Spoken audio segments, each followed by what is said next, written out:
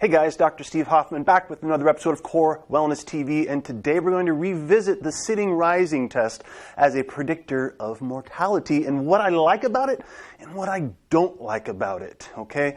So this all came about because recently a new patient of mine came in and I asked him to do bridge exercises. He's very forward drawn, has the classic crossed posture, actually the classic advanced cross posture where he's really forward and really rounded forward and tight and got a big belly, and I was like, okay, we got to get your hips opened back up. So I gave him the simple bridge. Just start getting openness through the front of your hips. And I gave him that exercise. He comes back the next time and I said, how's the bridge going? And he's like, well, I really didn't do that because I can't get up and down off the floor because it hurts my knees. I was like, that was a stupid Steven mistake, right? I should have had him do it on the floor because I always want to always want to evaluate people's ability to get up and down off the floor because that is a very important piece of the puzzle. So I asked him to do that, and he was able to do this, and he was able to swing his leg through and sit down. And then he was able to get back up. Boom. All of a sudden he's like, wow, I can get up and down off the floor. So we released that barrier in his mind, right? He hasn't done that in a while. That's a movement skill, right? That's a movement skill that everybody has to keep good awareness of, right? We have to be able to get up and down off the floor anytime, any place, anywhere, so we do not have that fear. Okay, so that's what kind of brought this sitting to rising thing back to my attention. And just to review, the sitting rising test is this. It is, you're supposed to be barefoot or stocking footed. You take your shoes off, comfortable clothes, and you try to sit down without using any support. As slowly or as quickly as you want. And every support point you put down takes off a point. So this would be I didn't use any supports. So that is I get a score of 5. If I would have gone down and touched my hand, that would have been a score of 4. You see how you get subtraction for each support, or a loss of balance gives you a half point off. Now, to get back up, basically, okay, that's a 10. That's a perfect 10 up and down. Now, if I was to do this, that's a 4, and then to come back up, that's a 4, so that's a total of 8. Now, 8 to 10 gives you very good results.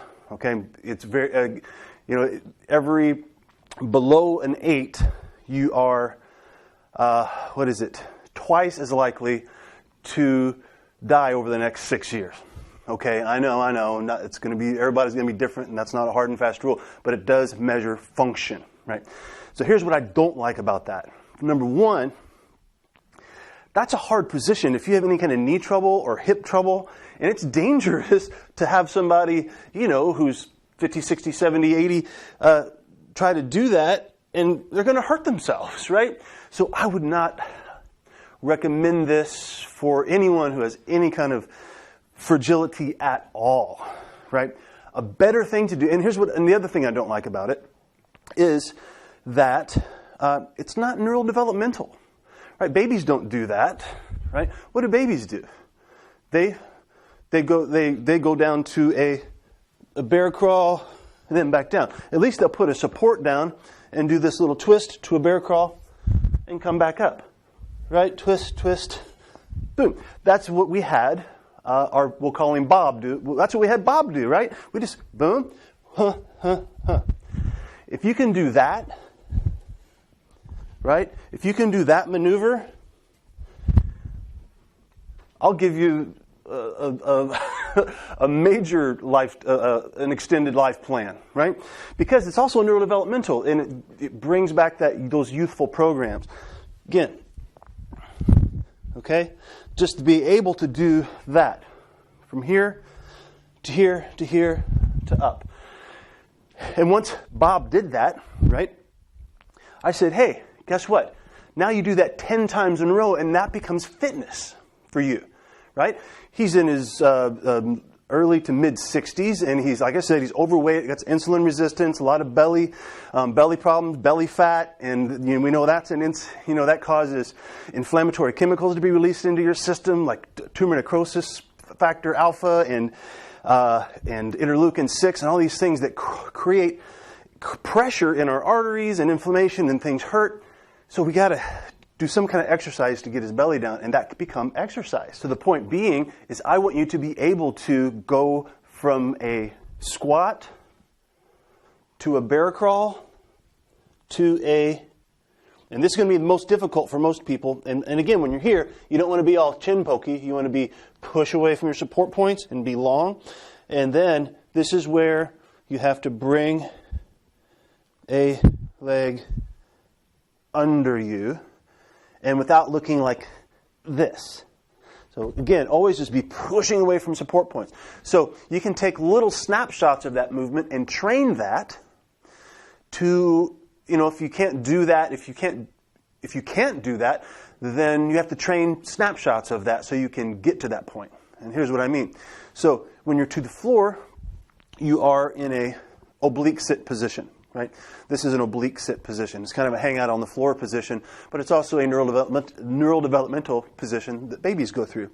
Right? So if you just practice this, getting really strong through your center. If someone came up and punched you, you would be nice and stiff through here. You create that stiffness and then start to just do these little movements without allowing this to happen. So you drive away from the two pillars of your hand equally. You don't want to be on the ulnar side, too much on equally through the two pillars. Lift, return. Right? Maybe it's just lift your hip, go to your knee. Lift your hip. Eventually I want you to be able to do it without having to go to your knee. Okay? That is a magic motion to master. And you actually can get good fitness out of just doing this. My heart rate's going up right now. I can feel it, right? Press up and do it slowly. Return. Same thing. You don't want to let this happen. Drive away. Stay long. Up. And you can practice going from side to side. See that? Drive away. Stiffen. Nice. That's a powerful movement. Now, once you get good at that, then you can practice doing bear crawl, right? You just crawl.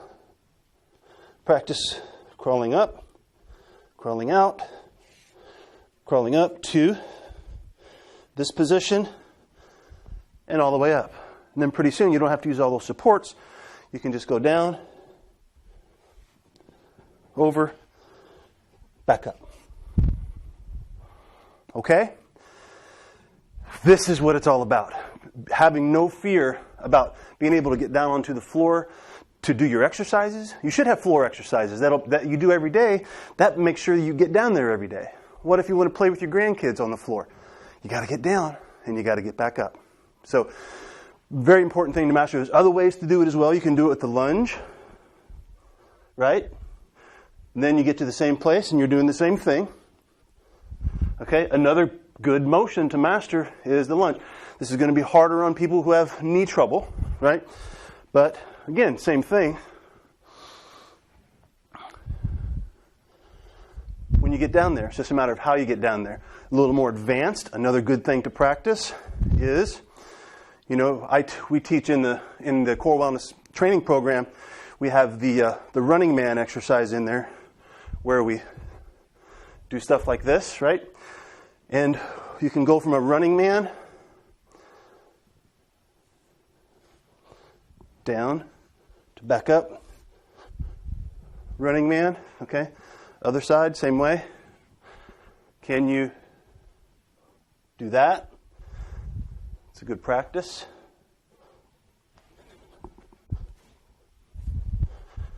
Okay, a lot of ways you can take this and turn it into an advanced fitness exercise. But you have to play around with all of these things and build your buffer, right? Build your buffer against the fear of being on the floor, right? So working somehow every day, getting on the floor, and don't take that sit the rise test too much to heart, because you don't want to turn it into a nocebo, right? Where you, instead of the placebo where you get a beneficial effect, a nocebo is something like, oh my gosh, I got a 3 that says I'm going to die in the next year, right? You can't take that stuff. All you can do is focus on, it should be a wake-up call. Oh, I can't do that. I better start working on my ability to be able to get up and down off the floor functionally. Okay? So that's it. Until next time, keep moving, keep getting up and down off the floor, right? And keep thinking good thoughts, right? And hey, eat good food too, because that's what the Core Wellness Institute is all about.